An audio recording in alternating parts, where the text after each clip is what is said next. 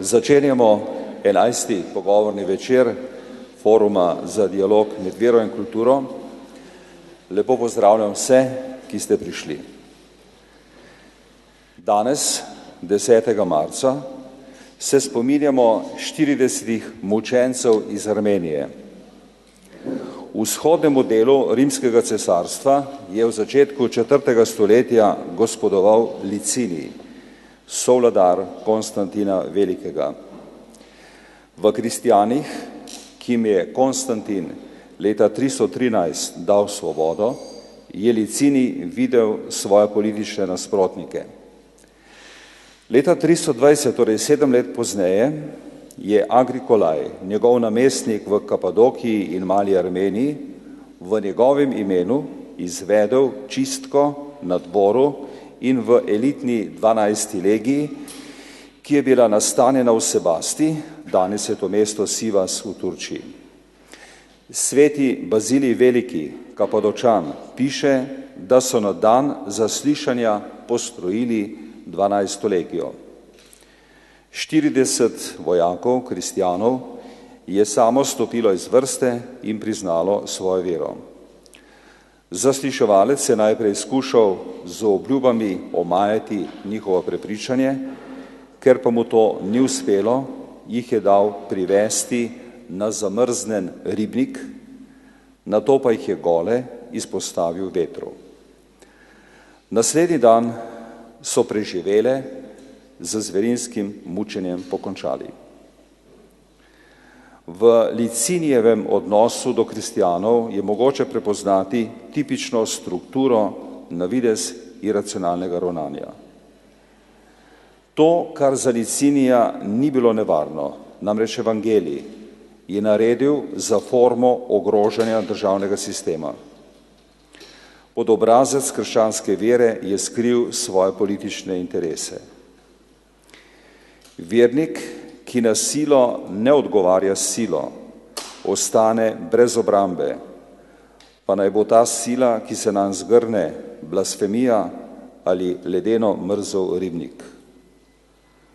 Vsak zagovor nedolžnosti, bodisi pred blasfemiki, bodisi pred Agrikolajevimi tožniki, je ne le brezupno neuspešen, temveč označen za laž in hinavščino, kar brez tožnikov samo še stopnjuje in jih utrjuje v prepričanju, da je njihovo ravnanje državotvorno in v celoti legitimno.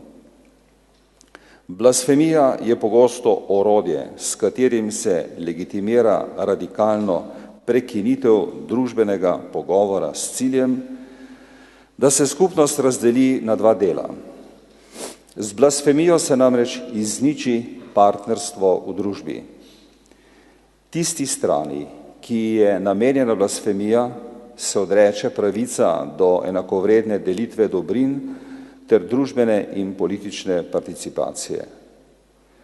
Potem, ko se izreče blasfemija, ki koga obsodi ali koga obsodi, da jo je izrekel, pravica do nadzora nad celotnim javnim prostorom legalno pripada samo še eni strani.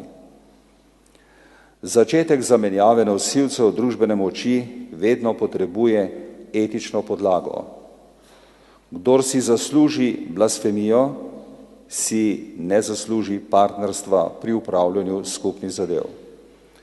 Kdor ima oblast nad blasfemijo, ima de facto tudi oblast nad ljudstvom in njegovimi dobrinami. Blasfemija ima številne pojavne oblike in se dogaja znotraj zelo različnih družbenih obzorij.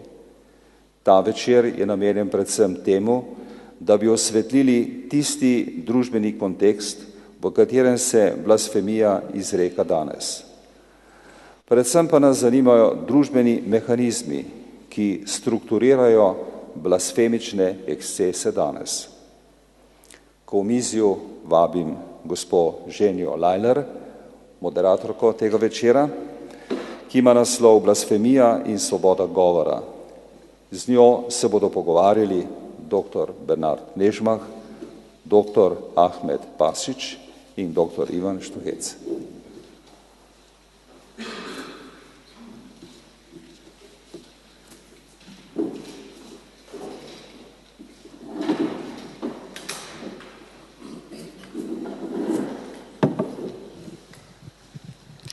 Dober večer, torej tudi v mojem imenu, kot je že povedal gospod Knep, moje ime je Ženja Lajler, drugače sem novinarka s kar precej dolgoletnim stažem v kulturi predvsem in za nek zelo kratek hip sem delovala tudi v državni upravi kot direktorica direktorata za medije.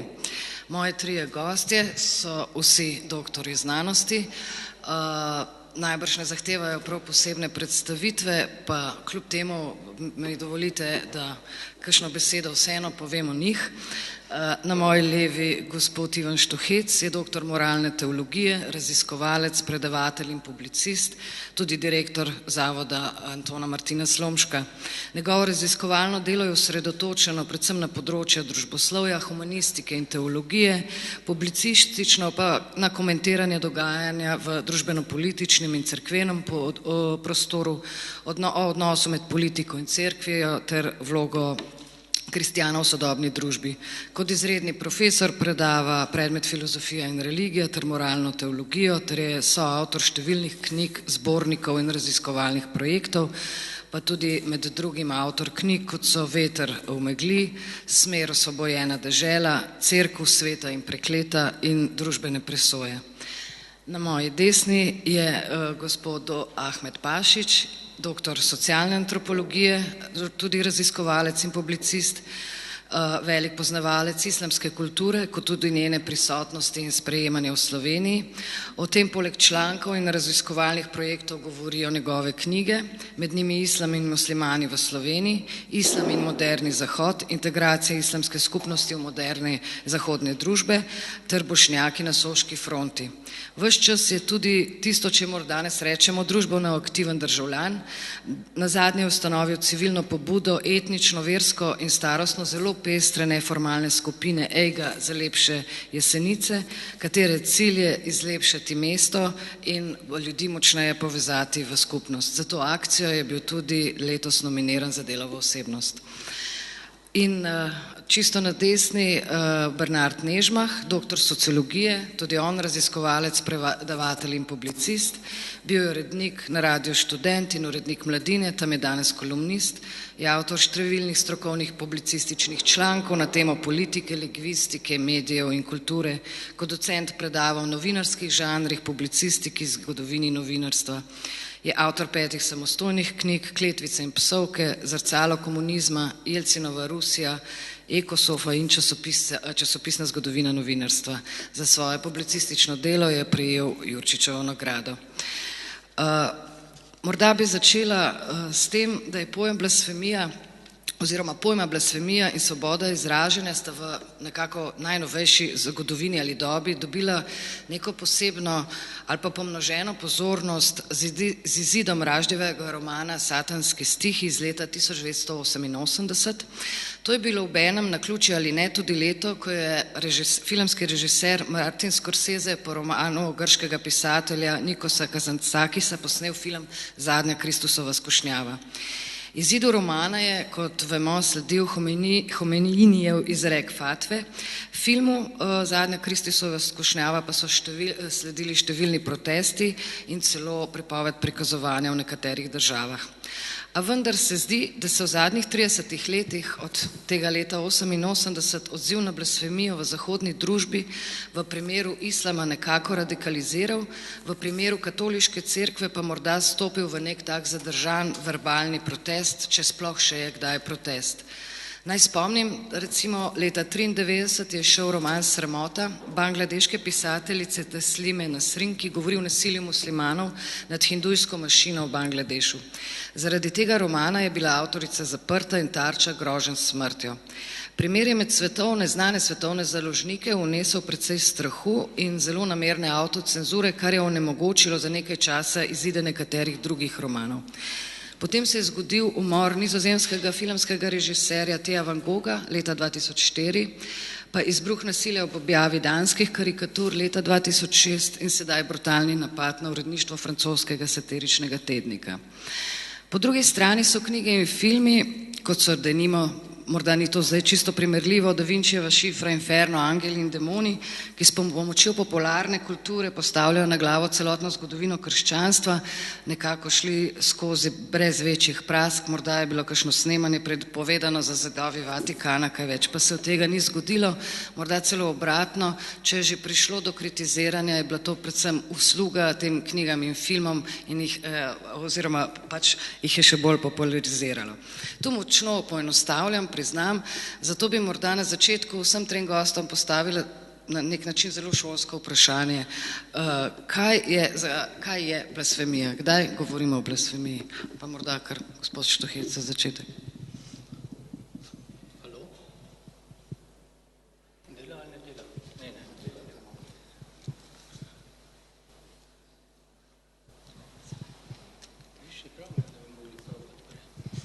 Dobro, bomo si postavili. Ja, lep dober večer tudi z moje strani. Zdaj, če bi bil zelo kratek, bi rekel, blasfemija je pravzaprav to, ko nekdo iz nekomu svete stvari se ponorčuje z nje na zelo nekulturen način.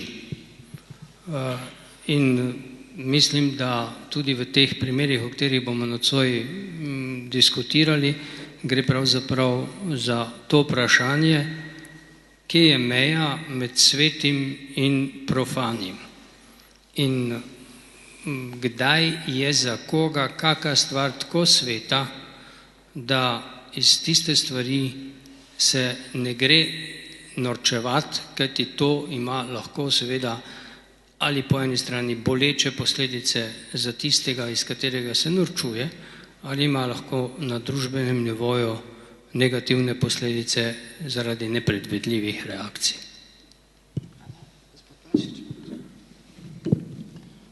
Lep pozdrav vsem skupaj.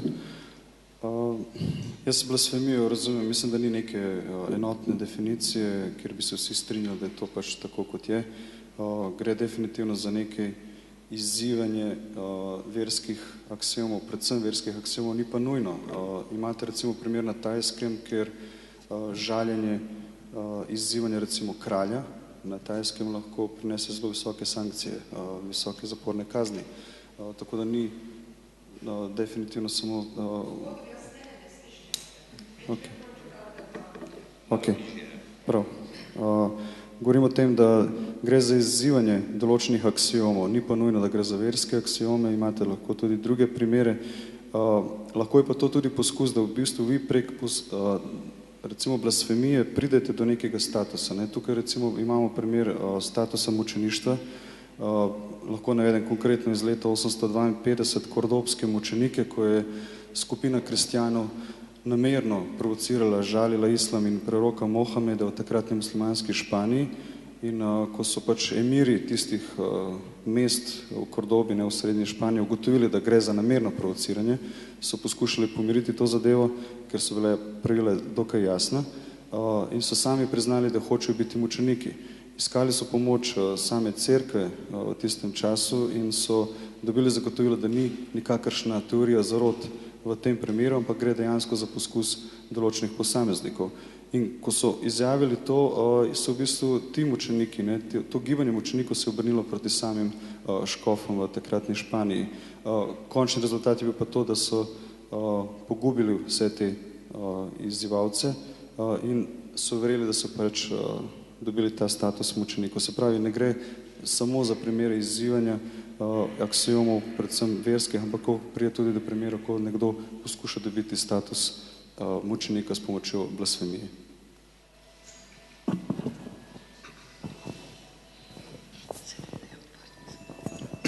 Dober večer. Sam pojem blasfemija ga jaz seveda pogledam najprej lingvistično. Starogrška beseda blapto pomeni žalim, ranim, femije govor. Se pravi govor, s katerim žalim oziroma ranim poslušalce ali tega, ki posluša. Zdaj, to se ne zadošča za blasfemijo. Zraven rabi še objekt, ki je sveto, ki je religija, Bog, vendar je treba biti pozoren v recimo nedavni zgodovini, Veste, rekel je bilo na Slovenskem ali v Jugoslaviji največ blasfemije povezano z starim režimom, z Titovim režimom, kjer je bilo izgovarjanje njegovega imena po nemarnem, se pravi kritiziranje, vse, kar ni bilo povezano z zahvalnico, je imel status blasfemije, ne sicer kazensko, ne zapirali niso ljudi pod imenom blasfemija, ampak imeli hude posledice. Skratka, blasfemija v vsakem primeru pa predpostavlja še zelo močno silno reakcijo. Silno reakcijo bodi si oblasti. Danes smo sicer že mislili, da je blasfemija tako rekoč samo še lingvističen ali pa publicističen termin, ampak je spet postala izjemno močna retorična, politična silnica, ideološka, vendar je treba se vedeti, da poleg religije se vedno, je zelo blizu oblast. Vsaka oblast se zelo rada skrije pod pojem blasfemija. Hvala. Morda v tem drugem krogu, ki bi bil spet krog, pa bi omenila enega od seveda številnih odzivov na pokol v uredništvu Charlie Hebdoja, ki se mi ga za začetek zdi vredno poudariti, namreč to je bilo stališče recimo francoskega tednika Le Monde: o svobodi izražanja se ni mogoče pogovarjati, še manj pogajati. Je svoboda govora oziroma izražanja v zahodnem svetu absolutna in na nek način sveta kategorija? No, jaz mislim, da ni, ne. Morda je za francosko kulturo in za določene kroge v Franciji to res absolutna vrednota, ampak ne more biti neka vrednota absolutna, ki jo moraš deliti z drugimi ljudmi, zato ker vsak izmed nas ima svojo svobodo in v družbenem kontekstu se te svobode med sabo morajo dogovarjati ali pa trčijo, ali se pa zmerjajo, ali se pa vojskujejo. In dokler smo na tem nivoju, tu zemeljskega, profanega, svetnega, je vse relativno, je vse minljivo, je vse končno, nič ni absolutno in tudi svoboda kot vrednota ni absolutna, je sicer zelo visoko kotira, ampak jaz je seveda ne štejem za absolutne, ker enostavno to ne zdrži v medčloveških relacijah, da bi to bila taka nedotakljiva vrednota. Vsi pač poznamo tudi kantovsko teorijo in stališče o avtonomiji, o svobodi, ki mora seveda spoštovati in ceniti svobodo drugega, in tudi recimo kakšna Habermasova teorija modernejša govori o tej komunikaciji, v kateri vsi smo, in vse svobode, ki nastopajo na političnem, družbenem terenu, se pač morajo dogovoriti za svoj medsebojni način komuniciranja in tudi za meje, ki si jih moramo postavljati. In vsaka družba si vedno postavlja tudi meje, dokot pač je možno nekaj tolerirati in dokot ne. Zato recimo ta politični diskurs zame nima nič opraviti z svetim in z absolutnim. To je politični diskurs, je relativni diskurs. In kdorkoli znotraj političnega diskurza iz kakšne stvari dela sveto stvar in absolutno stvar, tisti seveda potem lahko, tako kot je kolega Nežmah prej tudi glede prejšnjega razima razlagal, začne terorizirati tiste, ki neke take stvari počnejo, oziroma ki ga kritizirajo. Če pa gremo iz neke druge pozicije, vsakemu človeku je kakšna stvar sveta. Meni je svet Bog. Nekomu, ki je ateist, mu ni Bog, mu je pa nekaj drugega. Najbrž mu je njegovo ateistično prepričanje.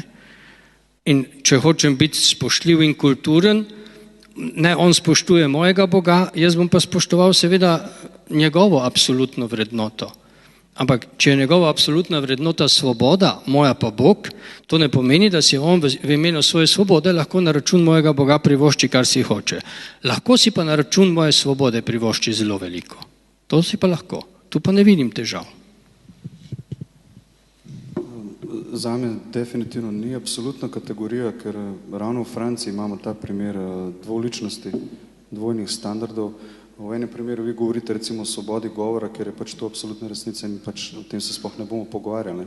Po drugi strani pa imate kar nekaj teh primerov, kjer so bile sankcije zaradi izražanja pač na svoj način In to ravno v tem primeru, ko se zdaj zgodil Charlie Hebdo, so na plano prišle informacije. Ne. Konkretno ta časopis je odpustil novinarja pred nekaj leti, ki se je poskušal skozi karikaturo norčevati iz judaizma.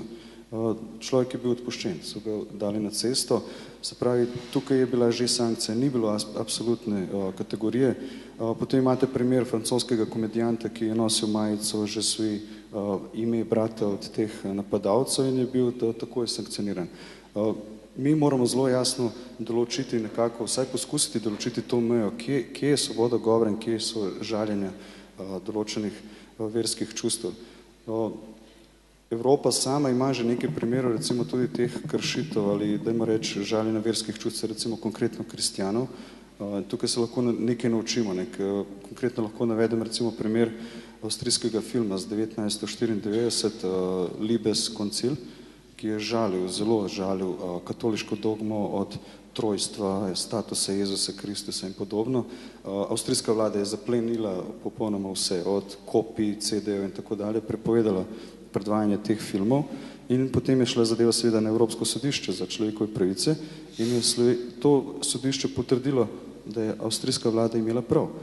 Se pravi, mi imamo že primere, konkretno recimo z krščanske strani, da tukaj neke meje so, neke omejitve so in ne govorimo definitivno absolutni o svobodi govora. Kar se pa dejansko ponavlja v zadnjih letih, to je nekaj, če se res enostavno ne razumemo, moji možgani tega ne morejo dojeti, zakaj se mi konkretno v Evropi zabijamo z glavo skozi zid s temi smešanimi karikaturami muslimanov, izzivamo njihova verska čustva, ker veste, to je zelo velika skupnost, zelo heterogena, vi ne morete pričakovati od 1,6 milijarde muslimanov v današnjem svetu, da bodo vsi normalno reagirali na takšne provokacije. In potem, ko posameznik ali določena skupinica, mikroskopinica naredi nekaj takega, kot se je storilo recimo v Parizu konkretno, potem trpi in evropska družba, trpijo pa predvsem tisti muslimani, ki so na nek kulturen način izrazili svoj protest proti takšnim karikaturam. Tako da, če bi mi želeli boljšo prihodnost, da teh incidentov, teh provokacij, teh napadov čim manj, potem mi definitivno nekaj moramo spremeniti, ker to, kar počnemo zadnjih 10-15 let, je meni osebno dokaz, da mi peljemo v napačno smer. Bernard, pa če lahko še pod vprašanje dam, ali je potem možno misliti skupaj pojma prepoved blasfemije in svoboda govora? Se pravi, sta to pojma, ki se potem izključujeta, ali ne? Seveda, te dva pojma se izključujeta. Skratka, če je svoboda govora, manj svobodo, konec koncev, kot prav 10. člen Evropske konvencije o človekovih pravicah, da so dovoljeni tudi teksti, ki žalijo, provocirajo, vznemirjajo javnost. Namreč Evropsko sodišče je imelo tukaj idejo, da s tem, ko dopustimo idejam, da bivajo, se lahko tudi zoper njih borimo. In ideja Evrope je seveda kot spopad teh idej, ne, da določenim idejam ne pustimo, bi rekel, glasu. Ob teh temah bi jaz pravzaprav se spomnil naše zgodovine, rečemo, žurnalizma. Meni seveda to, kar pravi kolega Ahmed, recimo te karikature Mohameda, ki ga smešijo po dolgem in počez, se mi seveda ne zdijo smešne, zdijo se mi seveda prazno, intelektualno, bi rekel, tako rekoč, šibke. In zdaj, če se jaz spomnim recimo jugoslovanskega režima, kjer je bilo prepovedano, kot rečeno, zato, ker je v Tribuni leta 1972 nekdo napisal odprto pismo Titu, v katerem to je bilo v času, ko je prijateljeval, drugoval z Reza Pahlavijem, iranskim voditeljem, in v tej deželi so se pobijali komuniste in imeli diktaturo.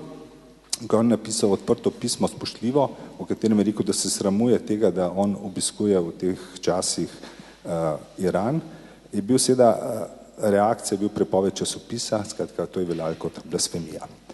In ker je bila serija tabujev v tej družbi, je recimo predvsem mladina v 80-ih letih delovala v veliki meri kot provokacija.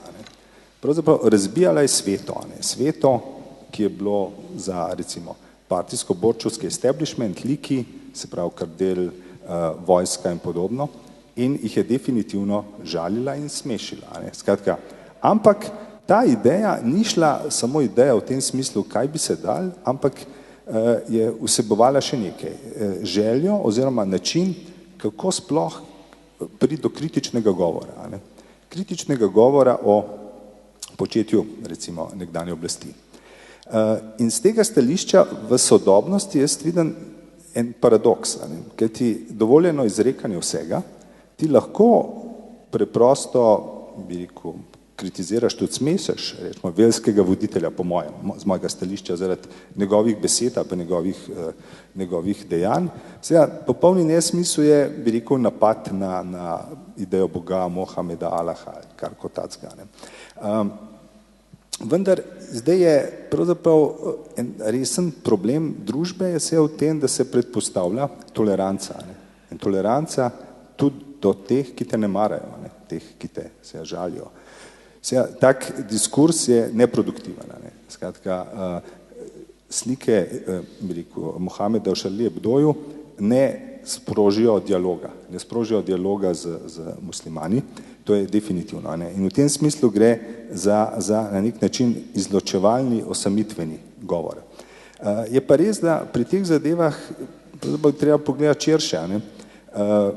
Ta toleranca evropska je res smešna. Ta Dieudonné, francoski satirik, ki je pravzaprav postavil sam nekaj vprašanj v zvezi z počutji Koulibalija, je bil deležen takoj sankcije zapora.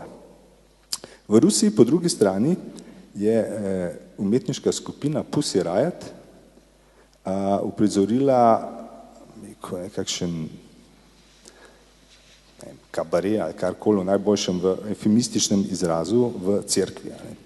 V cerkvi in kar je definitivno najhujše možno najbrž žaljenje pravoslavnih vernikov bilo. In njen argument je bil, to počnemo zato, ker je ruska pravoslavna cerkev podpira Putina. Zdaj smo pa pri tem vprašanju, a je potem dovoljen tukaj vse. Namreč tudi to, bi rekel, razumel bi človek spet, da bi se norčevali iz patriarha Kirila, ki je recimo rekel, da je Putin tako rekoč božji dar. Ampak kaj ima pa ena konkretna cerkev s tem, pa se je nekaj popolnoma drugega.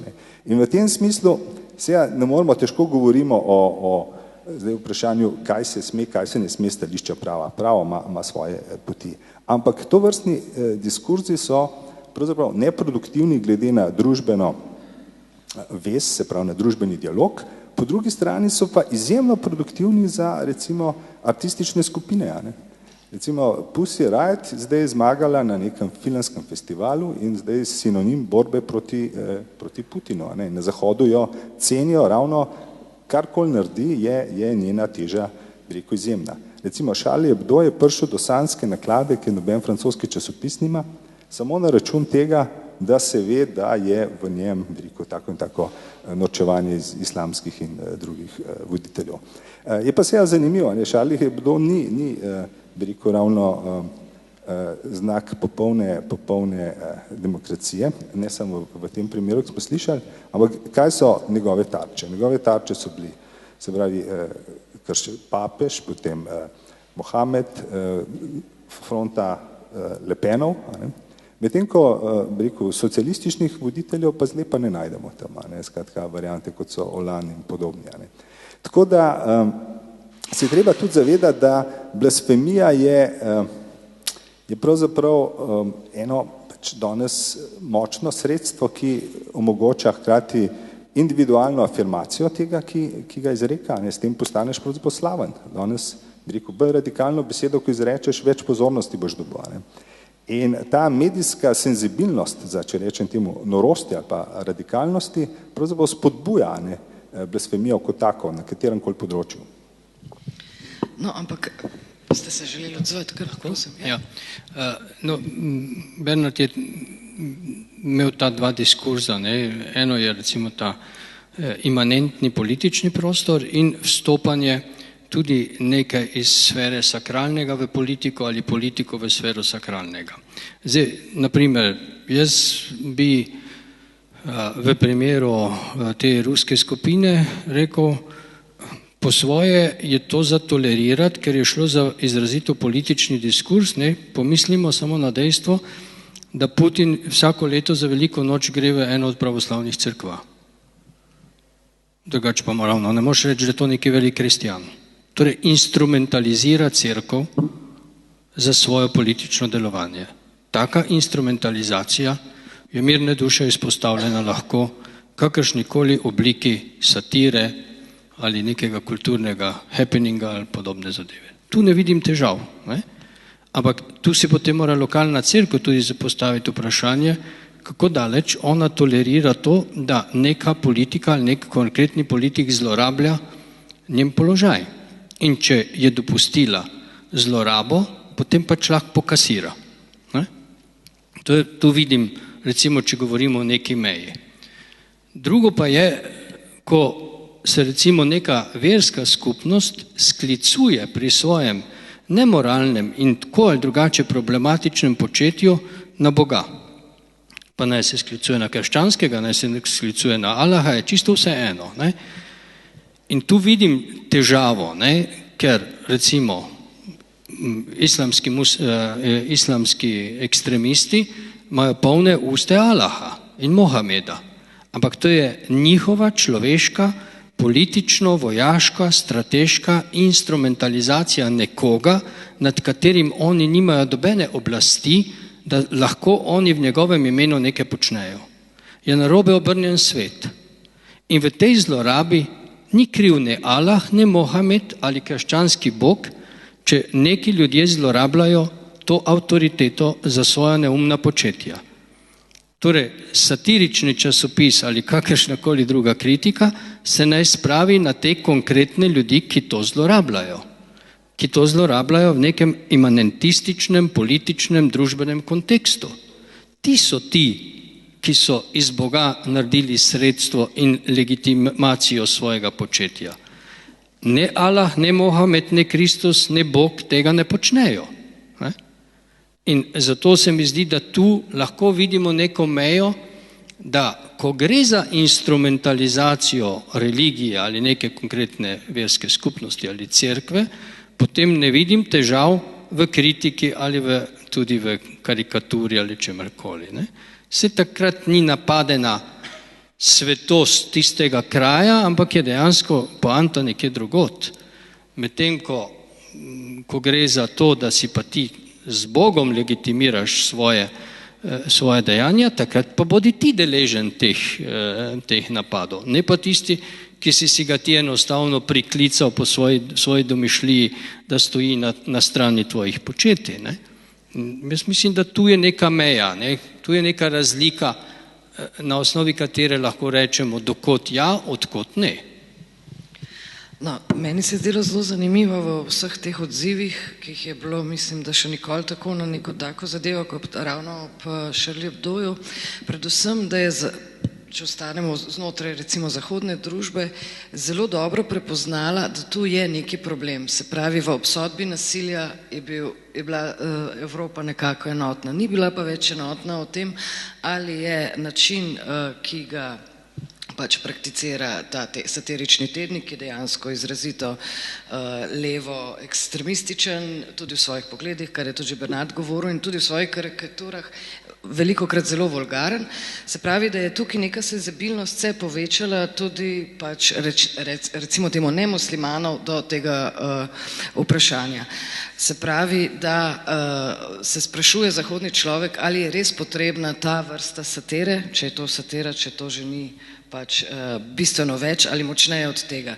Kljub samo pa me zanima, ali je v Evropi toleranca do recimo blasfemije na področju krščanstva večja ali manjša kot na področju oziroma znotraj islama. Ali smo do blasfemije krščanstva bolj tolerantni kot blasfemije v islamu?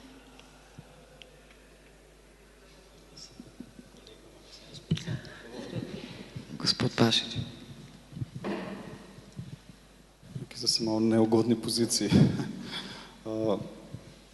Če se vrnemo na uvodni del, ko ste omenjali satiro, kaj je satira. Jaz teh karikatur Charlieja ne dojemam kot satira, to je zame osebno navaden izmeček od časopisa, ker satira sama pomeni v bistvu, da ti na nek način izzivaš privilegirane družbe, tiste, ki so na oblasti, da bi to nekako spremenil, da se sami resursi, samo blagostanje razdeli bolj ekonomerno do vseh. Ne. In tukaj ni šlo za nekakšno satiro. Šlo je za enostavno žaljenje verskih čustev zelo velike skupine, konkretno muslimanov, in to so globalno gledano potlačene množice. Če samo pogledate norišnico Bližnjega vzhoda v zadnjih 10 letih, ljudje zelo trpijo. Ne govorimo samo o Palestini, zdaj imamo totalni kaos v Iraku, zgodila se je totalna norišnica v Siriji, ki še vedno traja, imate vojno na samem robu z Iranom, Libanon je vedno tam nekje in tem Jordanija je popolnoma zgubljena, Jemen je imel velike težave in podobno. Se pravi, cela regija je v nekem konstantnem strahu in se počuti potlačeno. Se pravi, vi niste izzivali neke privilegirane množice, vi ste v bistvu metali sol na rane teh množic. Jaz, ko se pogovarjam z ljudmi, konkretno z muslimani, oni vse to doživljajo kot neke zelo močne dvojne standarde in to jih zelo jezi. Večina seveda bo reagirala tako kot jaz. Meni te karikature popolnoma nič ne pomenijo, to ne bi niti pogledal in enostavno greš naprej. Moja vera, moja ljubezen do Boga, do dobrih del, do tega, da sem čim boljši človek, sosed, delavec in podobno, zaradi tega ne bo čist nič manjša. Ampak kdo vam garantira, da od 1,6 milijarde muslimanov bodo vsi tako reagirali? Seveda potem imate posameznike, ki posegajo po drugačnih ciljih, dosežejo nekaj s pomočjo terorističnih napadov, s pomočjo takšnih in drugačnih napadov in potem v bistvu mi kot ostali muslimani trpimo zaradi tega. Ne moš razlagati, da je islam vera miru, da nas uči tolerance, da nas uči razumevanja, da nas uči, da smo delavni in pridni. Vse to je zelo, zelo mukotrpno, ker to v bistvu delaš vsak dan že dolga in dolga leta. In kolikor jaz vidim, se situacija razvija, se ne bo nehalo tako kmalu. Tako da to razumevanje zdaj samih verskih čustev muslimanov, jaz pravim, dajmo se učiti od tistih, ki so na tem področju boljši od nas. Jaz sem konkretno živel v Singapurju 6 let, to je zelo multikulturna, multiverska država z zelo visokim standardom in tisto, kar njih dejansko najbolj zanima, je ustvariti čim več delovnih mest in s tem povečati blaginjo v državi, da se ljudje imajo službe in je stopnja brezposelnosti 2%. Oni niti podrazno ne bi dovolili takšnih karikatur, ker bi s tem užalili muslimansko manjšino, mogoče povzročili težave in za take stvari bi šli v zapor, brez razprave. Potem imate primer demokracije, kot je Indija. Indija z milijardo populacije, ki ima močno muslimansko manjšino, niti podrazno ne bi dovolila takšnih karikatur. In oni teh težav nimajo. Jaz se resnično čudim, zakaj samo Evropa vztraja pri tem točenju v zid, ko nas glava boli vsake toliko časa in najprej bi bilo treba odstraniti te dvojne standarde, ker če vi imate primer, da se žaljenje katoliških verskih čustev prepove z distribucijo filma in potem se gre na sodišče in sodišče to potrdi, potem dajmo to aplicirati tudi na druge verske skupnosti in dajmo imeti enojne standarde, enake standarde za vse skupaj. Dajmo delati na tem, da je teh težav čim manj na Bližnjem vzhodu. Tisti, ki zanemarjajo problem Palestine v globalnem kontekstu, se zelo motijo. To je rak rana na muslimanskem telesu, ki večino ljudi zelo boli in nekatere tudi motivira k agresivnejšim dejanjem. Seveda to nihče ne upravičuje, ampak to se dejansko dogaja. Dokler boste vi imeli Gazo kot taborišče, kjer že 60 let ljudje živijo za zidovi, ker nimajo pravice do gibanja, kaj šle kaj več, bo to prilivalo ogenj mnogim, da nekaj storijo, kar drugače mogoče ne bi storili. Se pravi, imamo zelo globok, kompleksen problem in to lahko rešimo samo na način, da se pogovarjamo, da se čim več usmerimo v konstruktiven dialog s konstruktivnimi rešitvami in da iščemo rešitev, ki bo nekako optimalna za obe strani. Seveda pa obe strani morate delati na tem, da se čim bolj kulturno odziva na take incidente, take dogodke. Jaz sem kljub vsemu vesel, ne me narobe razumeti, ampak to, kar se je zgodilo v Parizu, je veliko manjše odziv, recimo kot se je zgodilo s primerom danskih karikatur, takrat je bilo noro, to so ljudje zažigali veleposlaništvo, ubijali so ljudi, policija je streljala na demonstrante, bilo je ogromno žrtev, sama Danska je imela 200 milijonov evrov škode na gospodarstvu in tako naprej.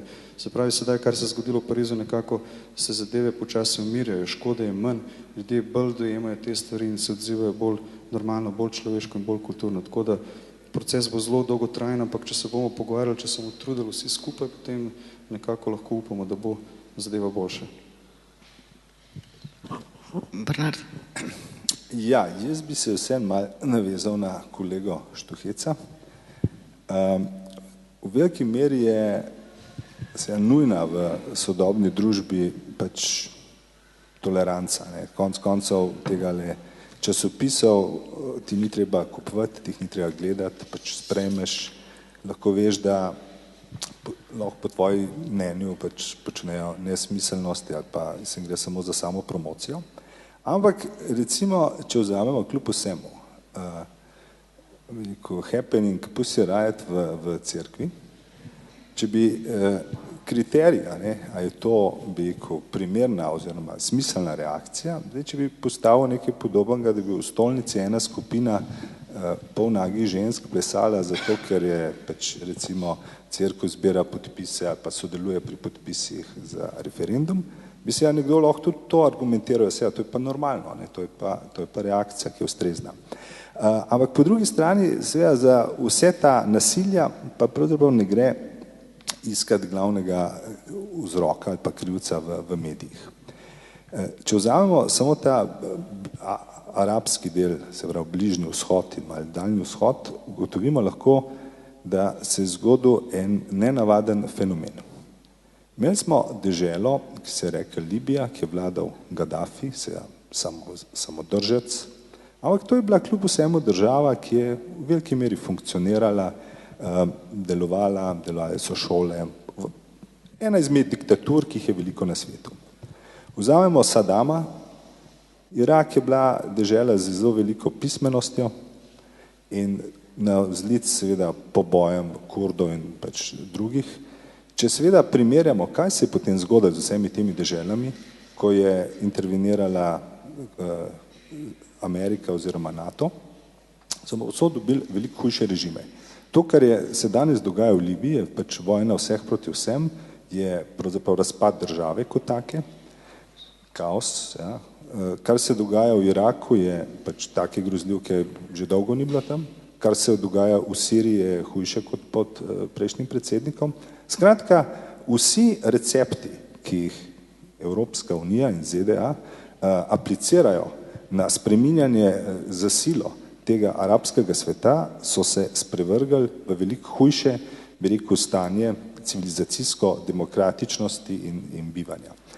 In iz tukaj izvira serija frustracija. Konec koncev vse tudi te karikature povezane zdaj z Mohamedom na nek način so karikature na račun islamistov, ampak te islamisti so pravzaprav na nek način produkt bi rekel, zahodnjaške pameti, ki vsiljuje en obrazec reševanja. Skratka, v tem vidimo eno veliko aroganco do teh dežel, ki se jim ne pusti, da znotraj svojih oblik komuniciranja se razvijajo in najdejo neke rešitve. Namreč vse te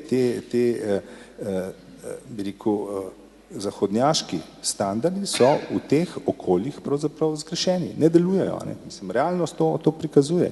In z tega stališča seveda se moramo zavedati, da so, bi rekel, časopisne blasfemije tukaj v resnici en drobac. No, glede te primerjave, morda glede stolnice pa referenduma, mislim, da tu se nisva čisto razumela. Jaz sem prej govoril o tem, ko nekdo zlorablja vero ali pa cerkev ali pa cerkveno institucijo zgolj za politični namen, takrat je z moje strani toleranca veliko večja, kakor pa takrat, ko gre za norčevanje iz svetih stvari, ki nimajo s to imanenco dobene zveze. Ampak tisto, kar bi se navezal prej glede Palestine po tega. Glejte, mi po drugi svetovni vojni, kar se tiče Judov, ne upamo govoriti kritično o Judih in o Izraelu. Zato, ker si takoj antisemit. In tu se globoko strinjam. To, kar dela Izrael na ozemlju Palestine, seveda nimaš človekovimi pravicami, svobodo, spoštovanjem drugačnih in tako naprej velikokrat dobene zveze. Ampak o tem ne boste slišali dobene resne kritike. Zato, ker so pač Judje bili velika žrtev druge svetovne vojne, ampak se niso bili samo Judje. Tako da iz nekega zgodovinskega dejstva delati novo mitologijo je seveda narobe. Ista skupina, tudi mi kristijani, smo lahko v nekem zgodovinskem obdobju se obnašali tako, v nekem drugem pa drugače.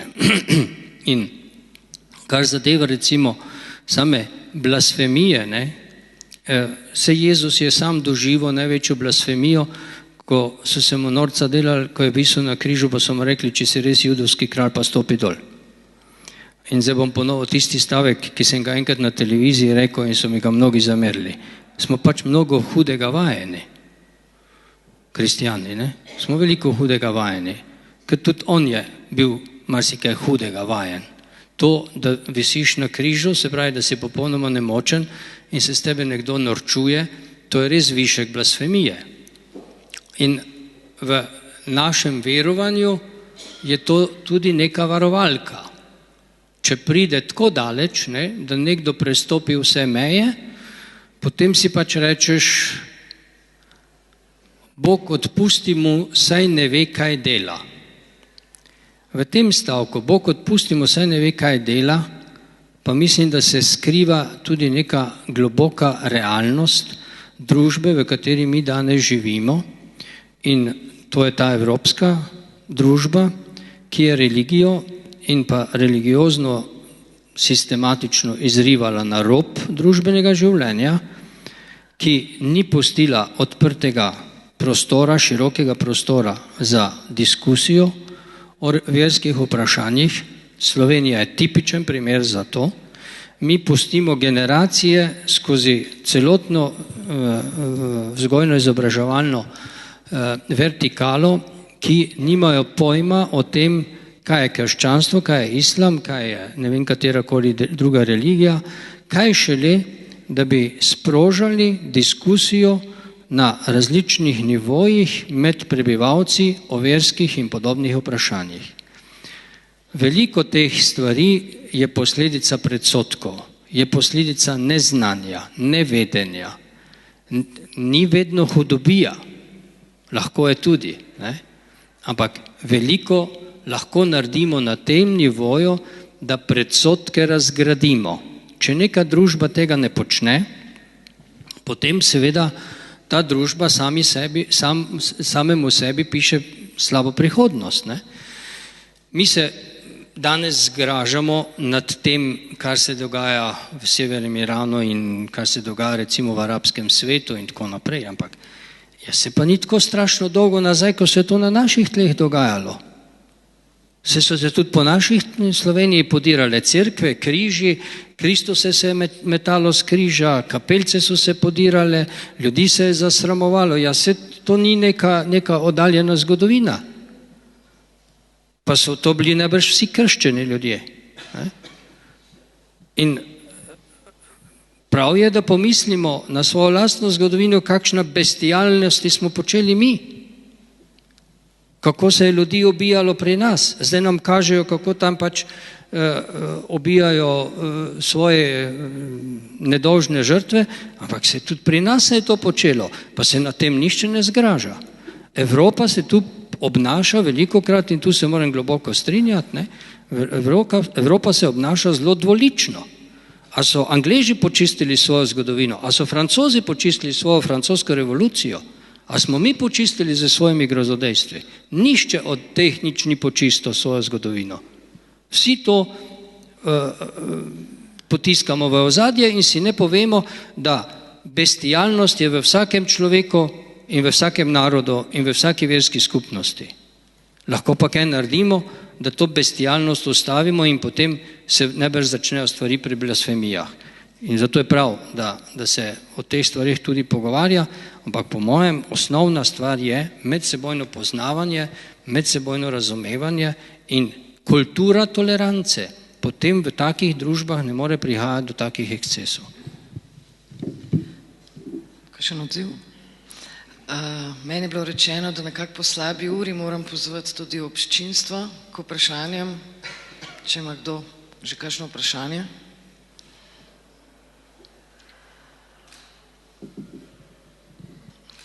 Še nobeden dovolj pogumen. Želela bi, če lahko komentirate odziv slovenskega filozofa Slavoja Žižka, ki je glede zahodnega odziva na atentate v Parizu s sloganom Jaz sem Charlie oziroma Vsi smo Charlie, dejal naslednje: Mislim, da je ideja Jaz sem Charlie ni v duhu samega Charlieja Hebdoja, to ni v njihovem duhu. V njihovem duhu bi bilo nekaj veliko bolj nesramnega. Moja ideja, kako ponoviti to gesto, bi bila Jezus Kristus, ki drži plakat, na katerem piše Jaz sem ateist. Če ga prav razumem, zdaj mi pa pri tem pomagajte, poskušajte pokomentirati, njegova ideja ta, da bi morali s satiro na krščanstvo braniti pravico do satire na islam. Ali v čem naj bi bila ta gesta tako zelo Charlie Hebdojevska? Zdaj, je odvisno od tega, kaj Žižek razume pod ateistom. Ne? Da je Jezus ateist, ker ni verjel, da je rimski cesar Bog, ima prav. Ne?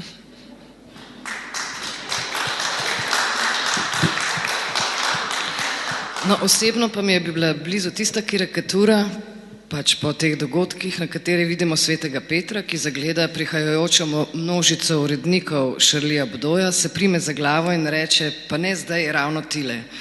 To se mi je zdela zelo lucidno izražena dilema, ali spustiti v krščanska nebesa blasfemike ali ne. Seveda potem, ko se bojo spokorili. Ampak to tako mimo grede. Želela bi majčkeno morda radikalizirati. Če predpostavimo, kljub vsemu, da svoboda govora je za zahodni svet zelo visoka vrednota, ali je napad na satirični časopis dejansko bil napad na to absolutno vrednoto, torej na samo svobodo govora. Ali ne govorimo o takšnem napadu šele takrat, ko želijo neki centri te ali one družbene moči, ki so seveda prevladujoči, imajo prevladujoč vpliv, utišati neka stališča, ki jih pač ne želijo poslušati oziroma jim pač škodujejo. Islamski skrajneži gotovo niso prevladujoča, ampak marginalizirana družbena skupina v Evropi in v tem primeru v sami tej gesti vidim pravzaprav bolj šolski primer nekega terorizma, ki ga v Evropi zelo dobro poznamo, pa govorimo o rdečih brigadah, govorimo o ETI, govorimo o ERI in tako naprej. Se pravi, ali ni šla morda vsa polemika, ki se je osredotočila na to, ali je bila s tem napadena svoboda govora, pravzaprav stran od samega problema. Tukaj je šlo za brutalni napad, šlo je za uboj, šlo je za umor, se pravi, tukaj je bila kršena nek velevnik, ki pravi ne ubijaj, ki je najbrž v vseh jezikih enako razumljiv in najbrž tudi vsem kulturam enako razumljiv. Ja, jaz bi rekel zelo preprosto, da je šlo za napad, umor na ljudi in ni šlo za napad na svobodo govora. Svobodo govora to ne zadane. In ni za pretiravati. Te velike manifestacije je organiziral francoski predsednik Hollande in takoj po tem se je njemu dvigala popularnost izjemno. Se pravi, jaz v nekih stvareh pač ni vprašanje v tem, ali človek podpira ali ne podpira to, ampak veste, tudi te manifestacije same imajo politični namen. Namreč v resnici, če gledamo vprašanje žrtev, pobitih pač nekaj novinarjev, se zbere pravzaprav pač celo mesto. Vzamemo Ukrajino, pobitih 6000 ljudi zaradi državljanske vojne, ki je kljub vsemu posledica vmešavanja Evropske unije, ki je podžgala skupaj ZDA. 6.000 ljudi v primerjavi z manj kot 10 je popolna drugih dimenzij, dežela je praktično uničena, revščina, tukaj ni nikakršnega pohoda, nikakršnega, bi rekel, nikakršne takošnje zahteve ustavitev, ampak ustavitev v Ukrajini je možna samo v tem smislu, da moraš ustaviti obe strani. Evropska unija vse skozi grozi sankcijam Rusiji, nikoli pa sankcijam Ukrajini. Namreč tudi Ukrajina ima tukaj svoj delež, aktualna oblast.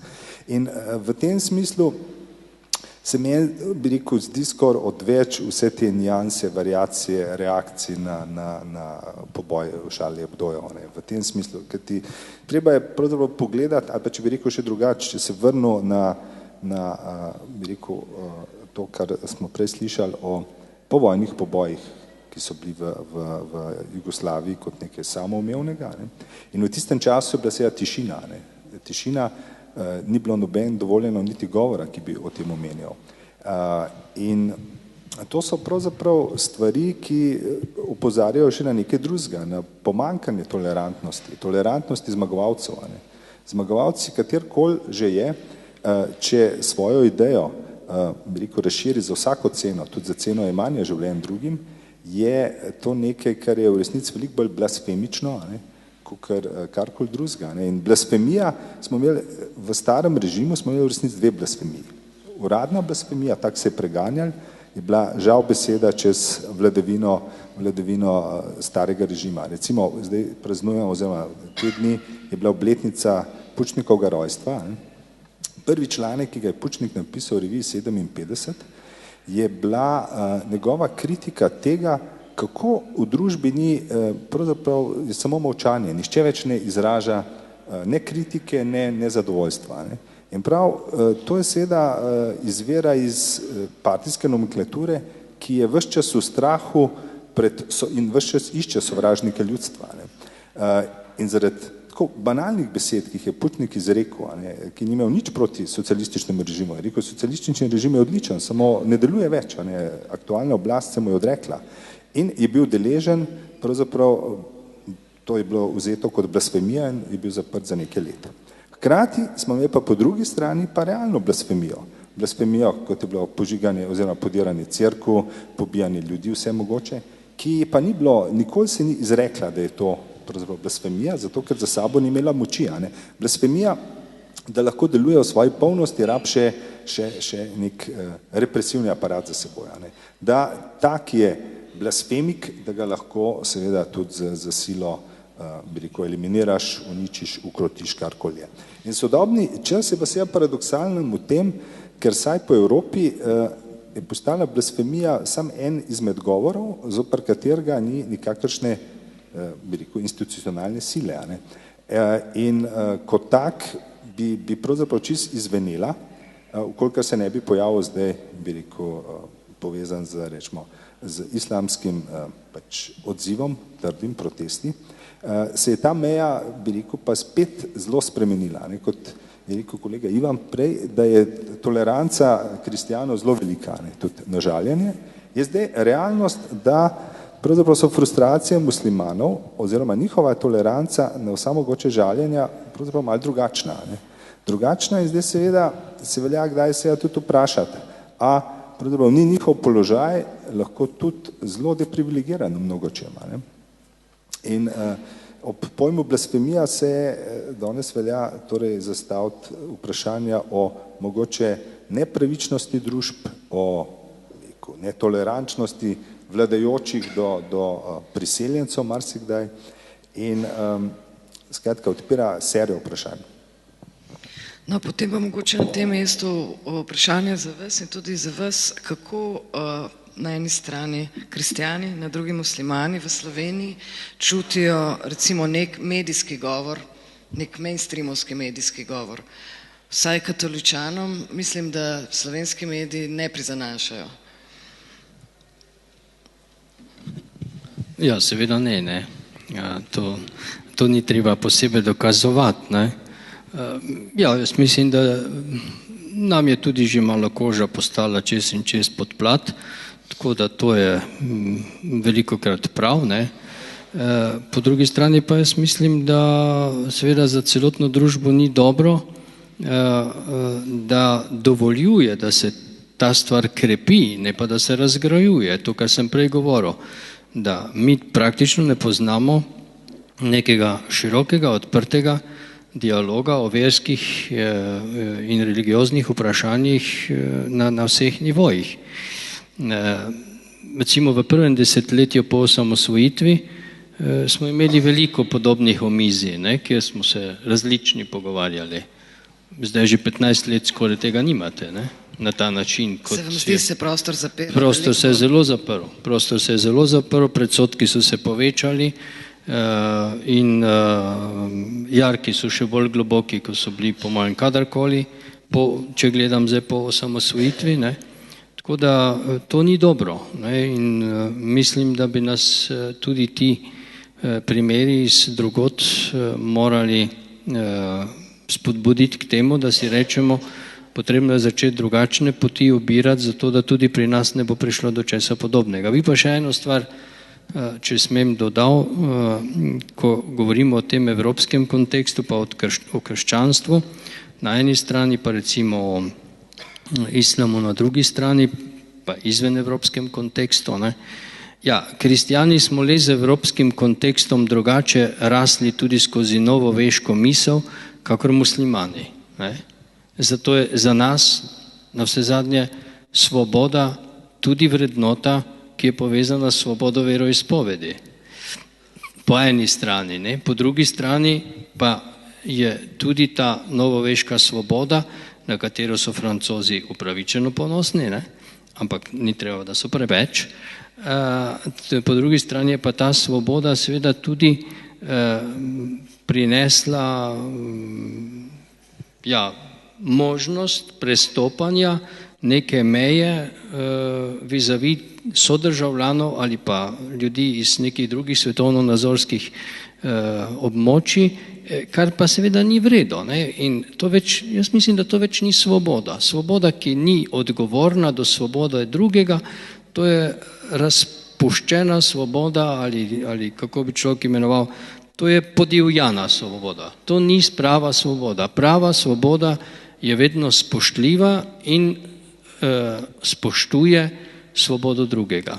In znotraj takega okvira smo seveda vsi Evropejci zrasli. Zato imamo najbrž to zadevno tudi v družbenem, političnem kontekstu drugačno mero tolerance, kot je recimo to morda v nekih državah, kjer so muslimani v večini. Tako da ta razlika seveda obstaja in to je tudi treba upoštevati in tu pa bi rekel tako, muslimani, ki živijo v evropskem kontekstu, bodo morali znati tudi s tem živeti, tako kot moramo znati mi, ampak do neke meje. Če tako govori,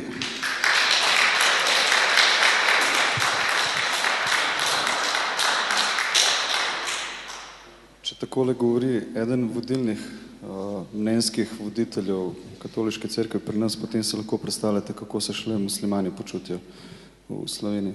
Govorimo o medijskih prezentacijah, to se dogaja vsakodnevno. Tako da bom začel z eno anekdoto in sicer zdaj so zelo burne razprave tako na Facebooku, forumih, vseh možnih spletnih straneh in tako naprej glede tega zakona o istospolnih porokah. In pravi moj prijatelj, ki je ravno tako musliman, da se mu to zdi super. In sem rekel, na podlagi česa misliš, da je to super, da se pač dogajajo tako divje razprave na medmrežju in internetu, in je rekel, super se mi zdi zato, ker zdaj si lahko mi muslimani malo odpočijemo, ker ko bo tega konec, se bojo topovi spet obrnili na nas. To je bil tako zelo črn humor, ampak dejansko je res, ko vi gledate recimo slovenska poročila, česar se jaz zelo izogibam, meni to deluje kot neke množične inštrukcije za samomor. Mislim, to je...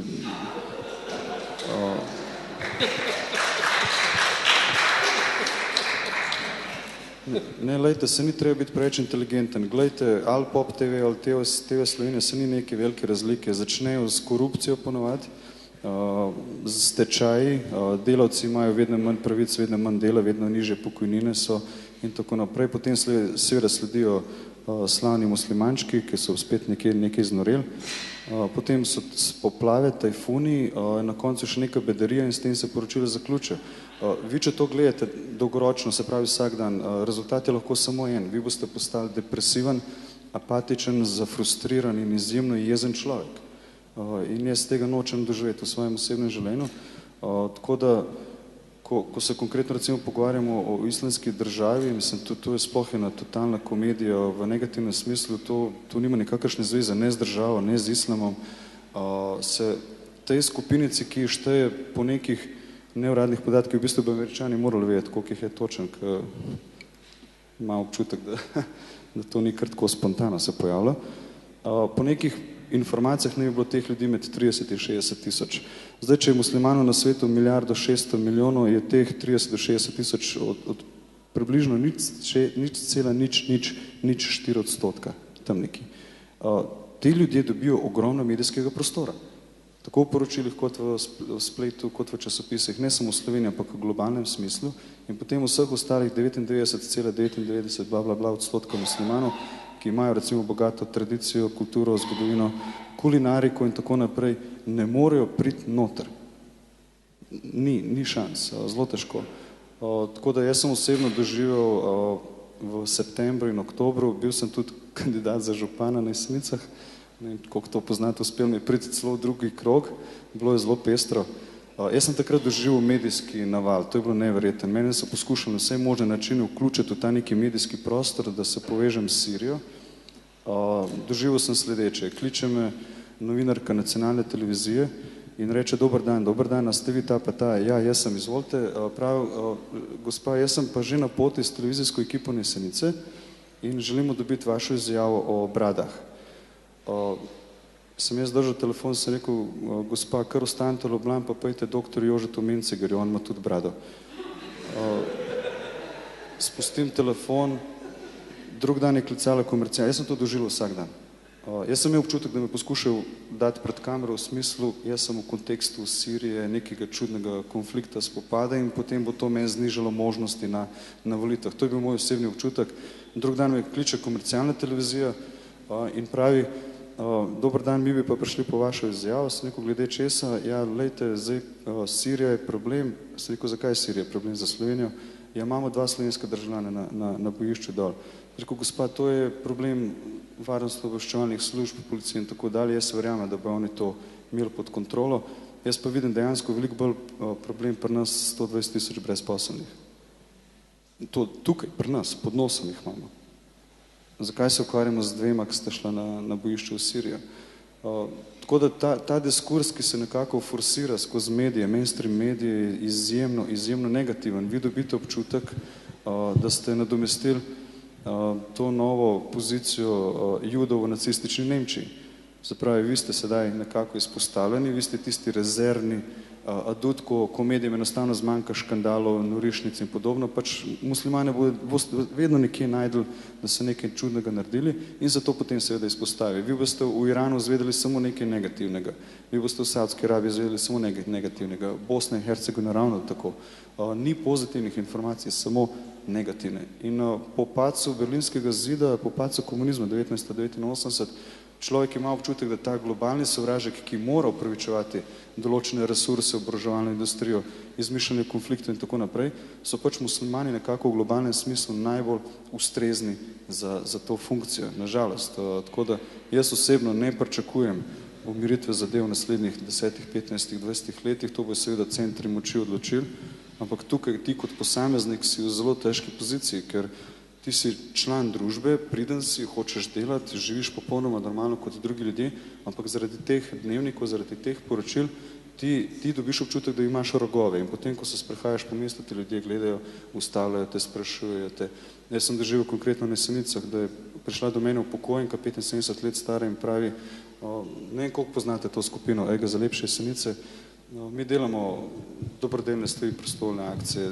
Med drugim smo barvali tudi ograje ob cestah, ker teh ograj nihče ni dotaknil že 20 let. Veste, ko greste ven z Ljubljane, je to drug svet. Mi nimamo denarja za ničesar, ceste imamo kot v Kambodži in potem se lotimo ograj sami. Jaz klical osebno na občine, sem vprašal, kakšne barve morajo biti te ograje, da je vse v skladu in da je to tako, kot je treba. In so rekli, morajo biti svetlo modre barve. To je občinski odlok. Sem rekel, ok, bomo tako tudi naredili. Pridem do mene ta upokojenka, ker potem smo mi v bistvu celo mesto že obdelali, te ograje so posod, ko boste na Jesenicah, boste to videli definitivno. In pride ta upokojenka do mene in pravi, jaz bi vas pa nekaj vprašala, in sicer, zakaj so te ograje svetlo modre barve? Pravim, jaz, dajte mi, gospa pove, zakaj mene to sploh sprašujete? Zato, ker sem jaz slišala, da so to muslimanske ograje. In jaz gledam, sem rekel, kako je lahko ograje sploh muslimansko, mislim, ne vem, jaz nisem slišal za katoliške ograje, judovske ograje. Po čem vi sklepate, da so to muslimanske ograje? Ja, svetlo modre barve so. In se že to ni povezava, ker ponovati zeleno barvo povezuje z islamom, mislim, zdaj črna popularna. Ampak ona je rekla, da svetlo modre, ja, pa plava džamija v Istanbulu. Ona je to modro barvo v mošeji v Carigradu povezala s temi ograjami in to je ona videla kot neko tiho okupacijo prevzemanja oblasti, prevzemanja mesta. In sem jaz videl, da je ona dejansko resna in sem začel razlagati, gospa, kaj pa modri samostan, modre barve na Santoriniju, pravoslavni samostan, modre barve, judovska sinagoga v muslimanski Tuniziji in tako dalje. To so mediteranske barve, ampak odloki občinski, tako da mi v bistvu sledimo tem in česem drugim. In je nekako zbegano gledali in je šla stran meni, še danes ni jasno, da sem je sploh uspel prepričati ali ne. Ampak to mi doživljamo. In večina teh ljudi nima stikov z muslimani, ne vedo kaj preveč o sami religiji, sami družbi, kulturi. To, kar vidijo na televiziji, vzamejo zdravo za gotovo, ker menijo, da so novinarji avtoriteta. Se pravi, če novinar reče, da so agresivni, potem so dejansko agresivni. In ti kot posameznik potem to poskušaš spremeniti in je zelo težko, ker imaš ta občutek, ne, ti govoriš, ne, zdaj vas recimo tukaj 60-70, jaz govorim, upam, da me dojemate kot iskrenega človeka, ampak zunaj je pa še 300,000 Ljubljančanov, ki zdaj verjetno so malo prej gledali Dnevnik. Kaj so videli, jaz se lahko samo predvidevam. Zdaj so že v deprimirajočem stanju. Ja, tako da jaz do teh 300,000 Ljubljančanov ne morem priti, ne, in je nekako Sizifovo delo, ne, ampak ostajamo optimist, tako da bomo se trudili naprej. Bernard, boš Vsekakor gre za fenomen simplifikacije sveta. Namreč, recimo, jaz sem bil zadnjič presenečen, slučajno sem nekje ujel na neki spletni strani zgražanje, češ kako na Jesenicah islamisti poleg drugega se ukvarjajo z tečaji arabščine. Meni se zdi, da imam pač ta naravni odnos do veselja do jezikov, se mi zdi čudovito, če se kakšnega jezika uči. Ampak kaj se dogaja? Ne samo, da ni pravzaprav diskusij. Če vzamemo, v družbi imamo ponavadi, kadar imamo okrogle mize, je na Slovenskem postali moderno enomiselno. Skratka, dobijo se ljudje, ki med sabo ne bojo kontrirali. Televizije so praktično ukinile oddaje, kjer je možna razprava, kjer je čas. Imaš lahko recimo za par minut, ampak da bi vzela 1 uro, 2, zbrala ljudi, ki lahko argumentirajo svoje stališča in jih potem izkrijo, to izgineva. Izgineva seveda tudi zanimanje za kakršenkoli detajl. Mene, recimo pri tej islamistični državi, zanima nekaj, pravzaprav kljub vsemu ima očitno neke podpore tam, kjer je. In kaj, zakaj, kjeri ljudje so podpirajo, zakaj jih podpirajo, kaj v tem vidijo eventualno dobrega ali pa boljšega napram oblasti, ki tam je bila, ampak o tem ne zvemo seveda nič.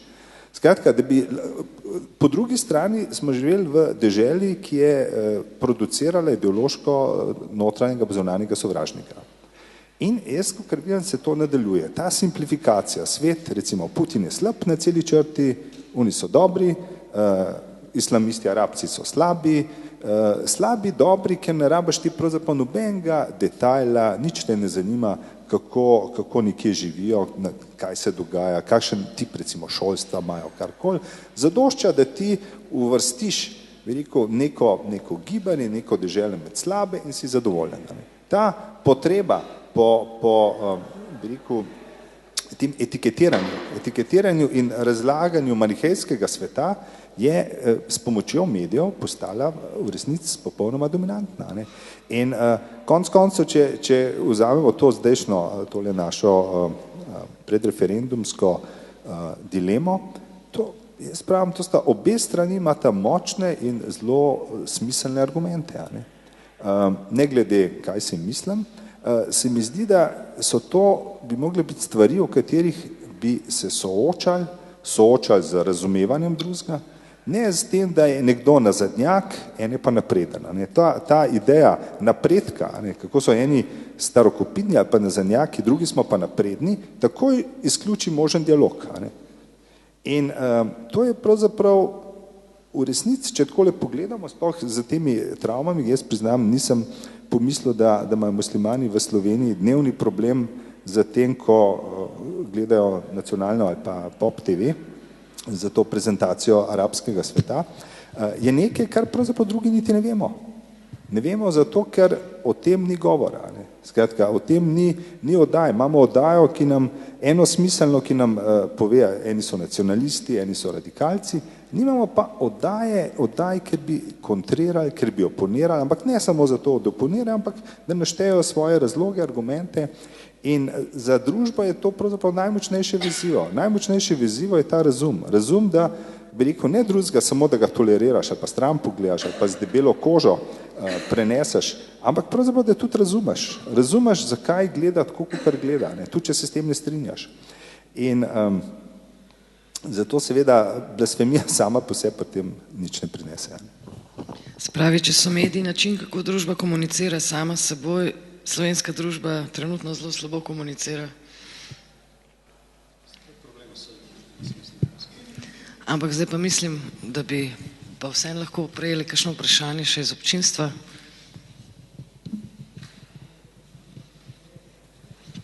Gospa.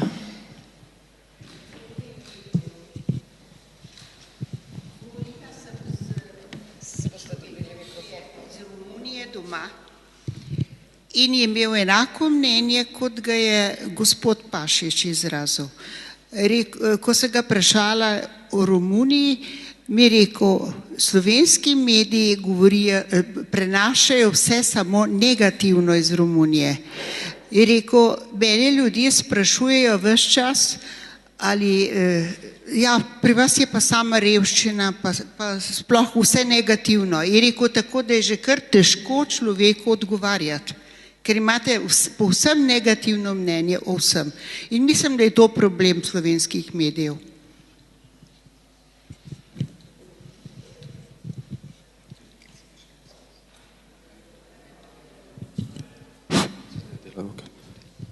Moje sožalje z Romuna.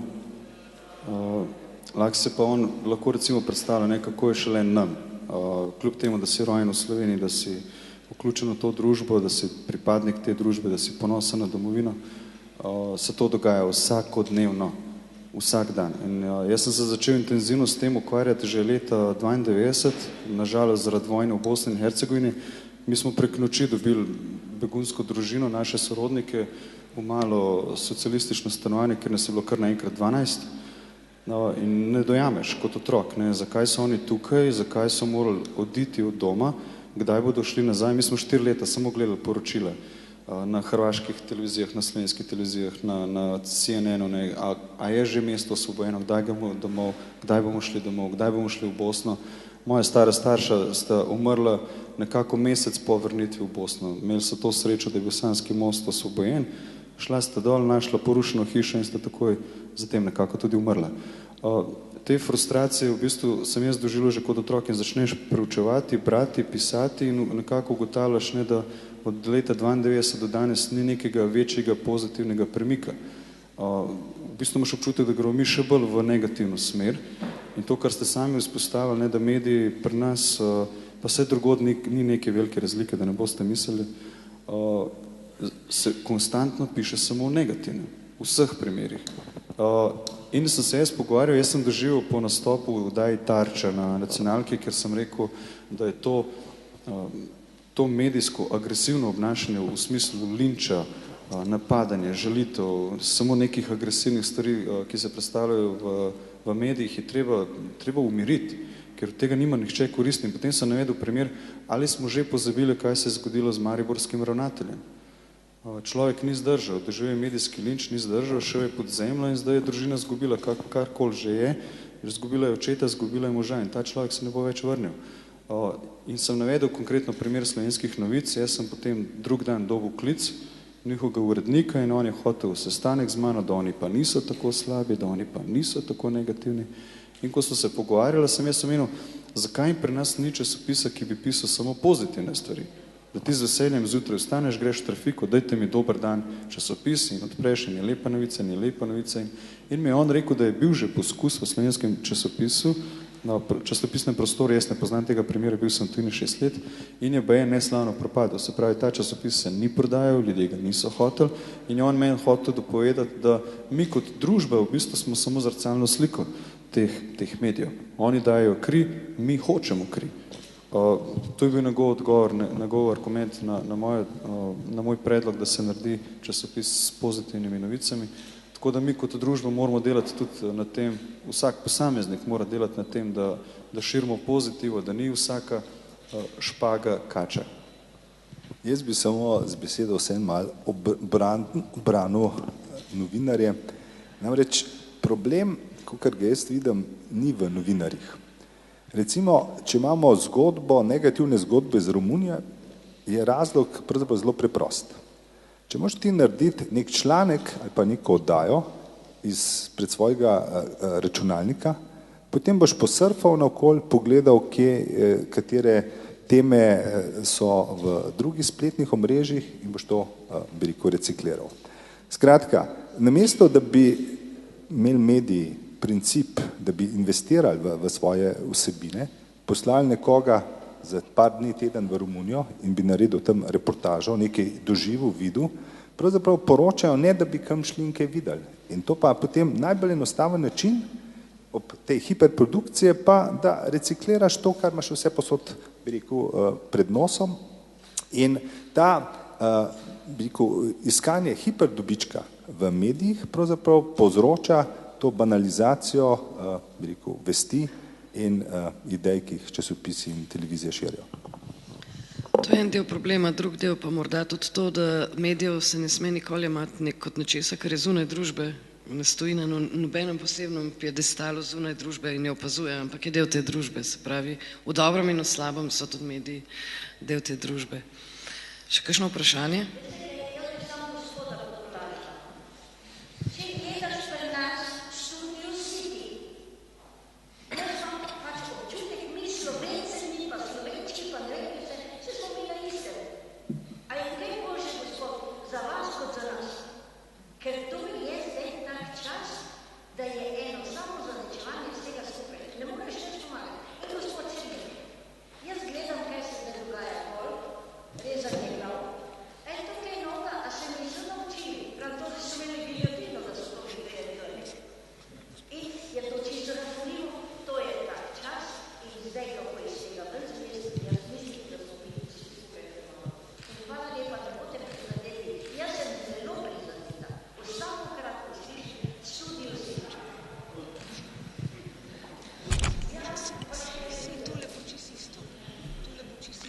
A se lahko samo še malo jaz navežem na to, kar je gospa prepodvala?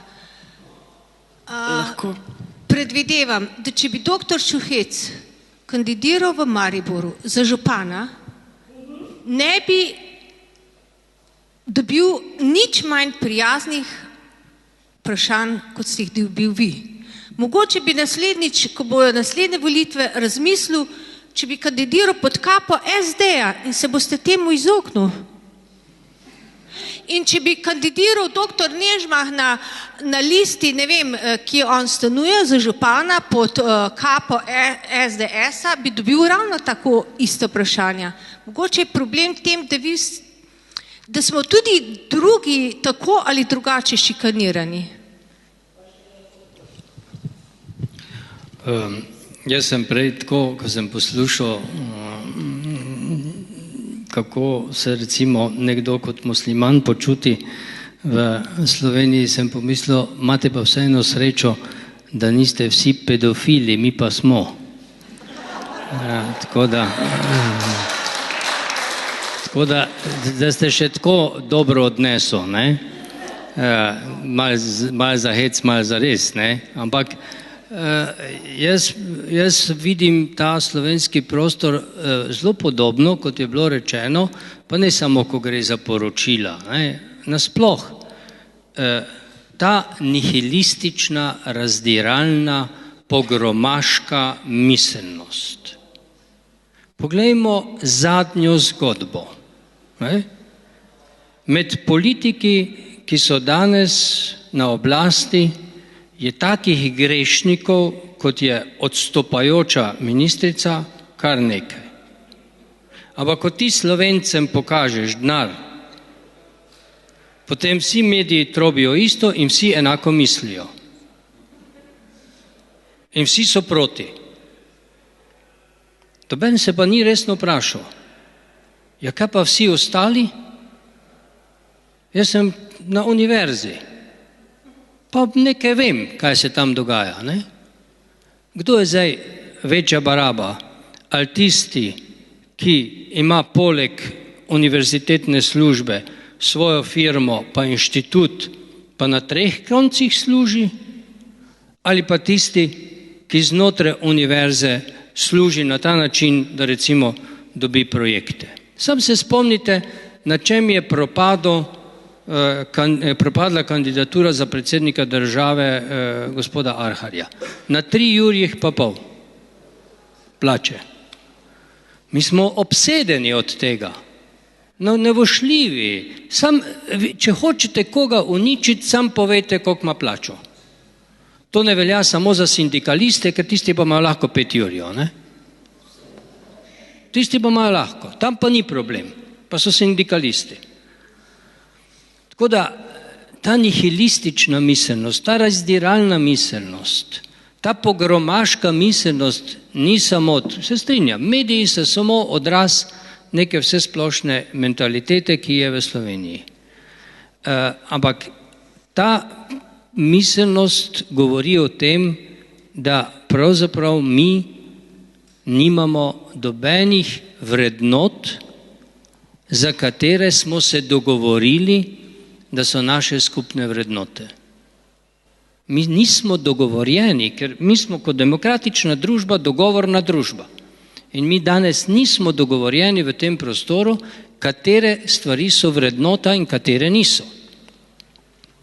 Jaz recimo lahko zelo razumem to situacijo, ki smo jo slišali, tudi nekako se recimo počuti musliman, ampak zdaj pa moram tudi malo biti, bom rekel, kritičen, pogrešam pa ob vsakih takih ekscesih, ampak to je problem strukture muslimanov, ne samo v Sloveniji, ampak sicer v svetu, da ni neke bolj odločne reakcije zoper ekstremistov, ki zlorabljajo vero, znotraj njih samih. Recimo to malo pogrešam, po drugi strani pa tudi večkrat pomislim, ja, vse največje žrtve so pa njihovi bratje in sestre po veri. Vse se vendar pobijajo po islamskih deželah. Ne pobijajo samo kristjanov, ne pobijajo samo drugače mislečih, tudi med sabo se pobijajo. In to je najbrž za islamsko skupnost nek podoben izziv, kakor je bil za kristjane v Evropi verske vojne in konflikti med protestanti in pa katoliki. Vse tudi to zgodbo smo mi enkrat dali skozi. In upajmo, da smo se nekaj od tega naučili.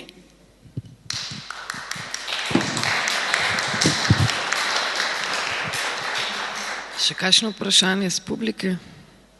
Ali lahko jaz gospe? Seveda, pardon. To, kar je gospod Štuhec omenil, da omenite plačo, pa se zadeva spremeni. Jaz sem mogoče imel to prednost, da sem brezposeln. Pri meni ne morete plače omeniti, ker je nimam. Kako bi gospod doživel zgodbo, če bi kandidiral v Maribor, jaz ne vem. Jaz vem, kaj sem jaz doživel osebno, to so moje izkušnje. Poleg teh stvari, ki sem jih omenil, sem doživel udor v elektronsko pošto, doživel sem anonimno prijavo, da sem baje kupil orožje in da sem grožnja Jeseničanom. Imel sem pogovor s kriminalisti, ker sem jim dokazoval, da 23 let izobrazbe mi ne pade na pamet taka neumnost. Doživel sem medijski linč Planeta TV. Planet TV je 3 dni organizirano, načrtno sledil in jagal mojo družino po Jesenicah, po Kranju in tako naprej. Naše sosede v ulici, kjer živimo že 14 let, so spraševali, ali se jim mi zdimo čudni, ali se jim zdimo sumljivi in tako naprej. Ko so jih sosedje jegali potem po ulici z grožnjo fizičnega obračuna, so bežali do avtomobila in se peljali nazaj v Ljubljano. To sem jaz doživel, ampak to so, veste, zgodba, ki je nekako to, kar je gospod Štohec omenil, dejansko problem slovenske družbe. Ne glede na to, kdo si, kaj si, ne, ta faušija, to parceliranje, kdo si, kaj si, čigav si in podobno, je še vedno prisotna. To je dejansko res in jaz upam, da se s mlajšimi generacijami, ki so nekako bolj odprtih glav, saj upam, da bo to nekako v dolgih letih po tem počasnem procesu, da se bo zadeva nekako normalizirala, ker mi na tak način ne moramo razvijati države. Veste, mene so v Tarči vprašali, če se lahko problem Pariza zgodi pri nas, sem rekel, da ne, ker mi smo mentalno še vedno v drugi svetovni vojni. Mi smo še vedno v letu 42, mi še ne vemo za Pariz in danske karikature. Mi moramo delati na tem in ko govorimo, kaj Slovenija potrebuje, je to strukturna reforma, pokojninska reforma in tako naprej, je odgovor drugačen. Mi rabimo mentalno reformo, ker nam nobeni zakoni ne bojo pomagali, če mi ne bomo spremenili določenih stvari v svojih glavah. Še vprašanje? Jaz bi pa rad komentiral na vse skupaj. Pravite, da nobenega dialoga ni. Vi zdaj dokazujete, da zna biti tudi v Sloveniji dialog, tako da bi rad prosil zdaj aplauz zaradi tega, ker ga znamo narediti v Sloveniji. Forum za dialoga, ne. Tako da ne rabimo biti skozi negativni. Druga stvar, ki bi pa hotel pokomentirati, je pa to, da ena stvar, kjer lahko vsak od nas začne, je, da ne prelagamo odgovornosti na nekoga drugega, ampak začnemo sami. Tisti, ki ste starši, jaz sem 23 star, ampak mene noben ni nikoli učil, kako debatirati, kako razumsko argumentirati neke problematike. Tega se v šolah ne dela. In ena stvar, ki lahko naredite, je, da svoje otroke ali pa svoje sorodnike sprašujete. To se veliko dogaja v Veliki Britaniji, recimo. Dialog imajo doma že. Mi ga nažalost ne poznamo toliko fejst, jaz ga ne vidim. Hvala. Hvala. Še kdo? To dela. Ja, jaz bi vprašala zlasti medijske ljudi. Kaj vi mislite o blasfemiji v Evropi, če politično-satirični časopis ne bi smel objaviti tistega, kar on misli objaviti? Samo to. A ima pravico ali nima te pravice? Kdo zdaj koga žali? Če mi utišamo nek medij, smo ga utišali. Zakaj? Da nismo svobodni, a ne? Da pridem na začetek, pa na Evropo, da ne bomo sami jokali po slovensk. Kako koga zatiramo? In zakaj je kdo zatiran? Se pravi, čeprav razumem vaše vprašanje, je, ali kdo od gostov misli, da je treba takšne časopise, kot je Charlie Hebdo, prepovedati? Ja. To je vaše vprašanje? Moje vprašanje je, če sme sploh eksistirati. Ker če se deklarira kot politična satira in politično-satirični časopis, ima vso pravico, da napiše, nariše karkoli. A je tako, a je to svoboda ali jo ni?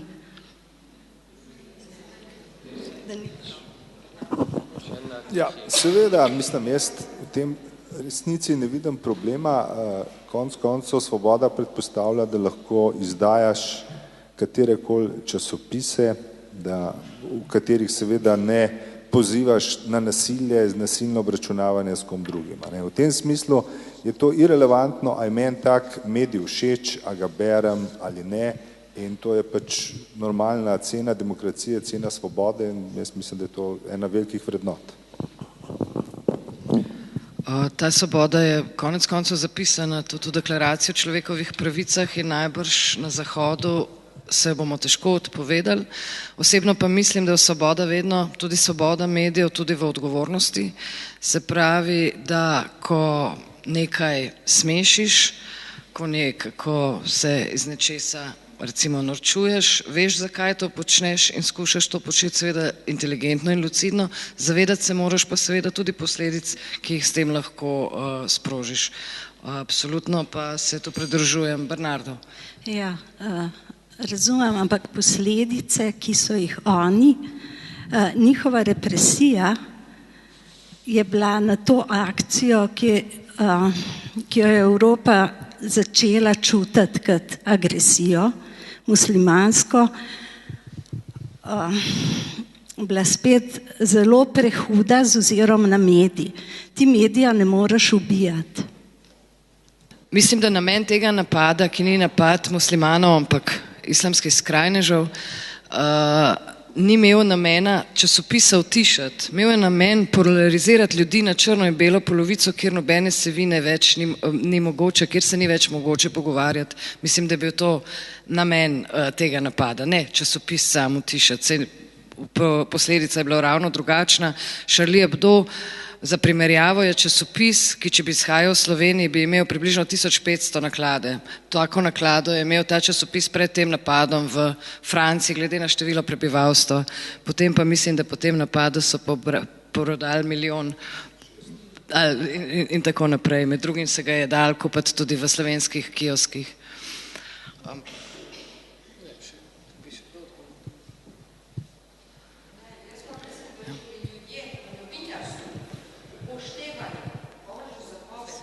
Ljubi svojega bližnjega, kakor samega sebe, potem bi vse to odpadlo, ker ljudje bi mislili dobro, govorili dobro, delali dobro. To je stara misel. In dokler, mislim, ne bojo ljudje tako razmišljali in se znali vživeti v tragedijo drugega. Kaj se vendar našim politikom dogaja? Pa to je ja nezaslišano. Mislim, toliko enih krivic ne vidijo za vsem tem človeka. Tudi zdaj, recimo, gospod Miro Cerar, dokler on ni bil v vrhu politike, je bil dobri deček, čim se pa podal na to pot, ker tudi sama izhajam iz družine, kjer se mojemu možu, ko je tudi aktivno deloval, to je zdaj reakcija tudi na vaš pogovor, to je bilo ja neznosno. Mi smo bili najslabši, mi smo bili in vsakega slečejo do golega, vtaknejo se v njegovo intimno življenje. Mislim, in tukaj bi se morali resnično novinarji malo razmišljati, da za vsako tako zgodbo je človek za svojo stisko, za svojim življenjem, za svojimi otroki, za svojo družino. Toliko.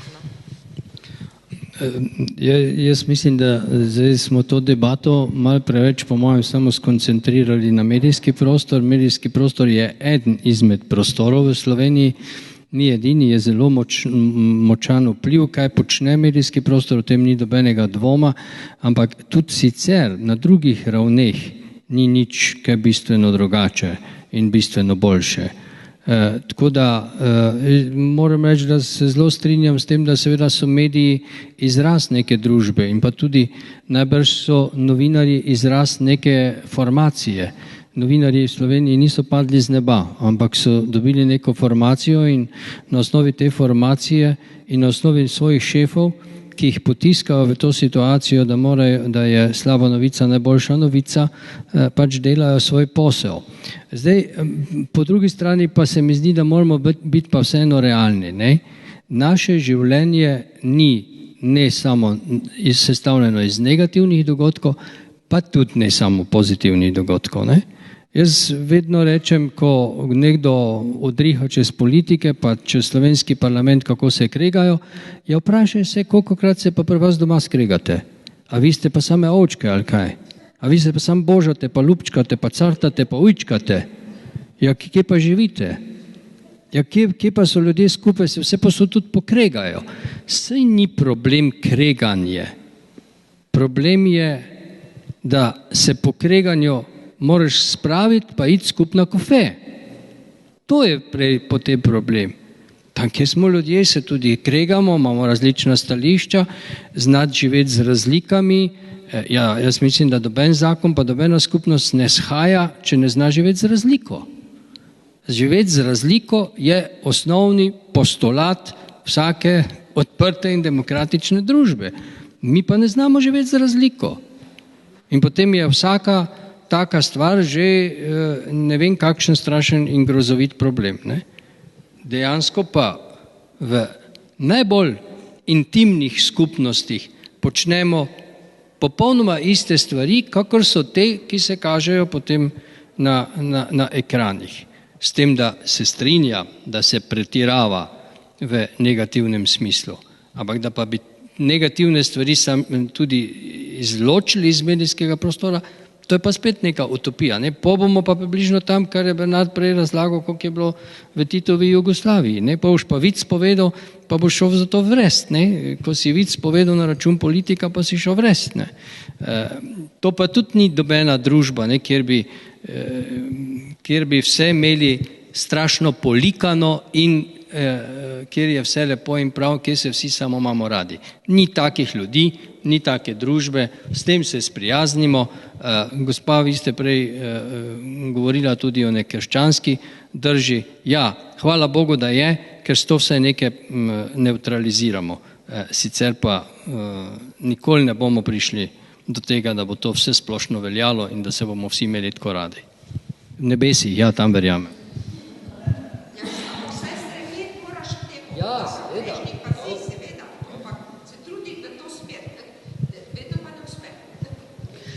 Glede na čas, ki nam je nekako potekel, mi javljajo tukaj iz druge vrste. Mislim, da je to lepa misel, s katero lahko zaključimo. Torej, truditi se je treba živeti z razlikami v razlikah, spopadati se s svojimi lastnimi predsodki in iskati odgovornost najprej pri sebi, preden pokažemo na koga drugega s prstom. Hvala za obisk.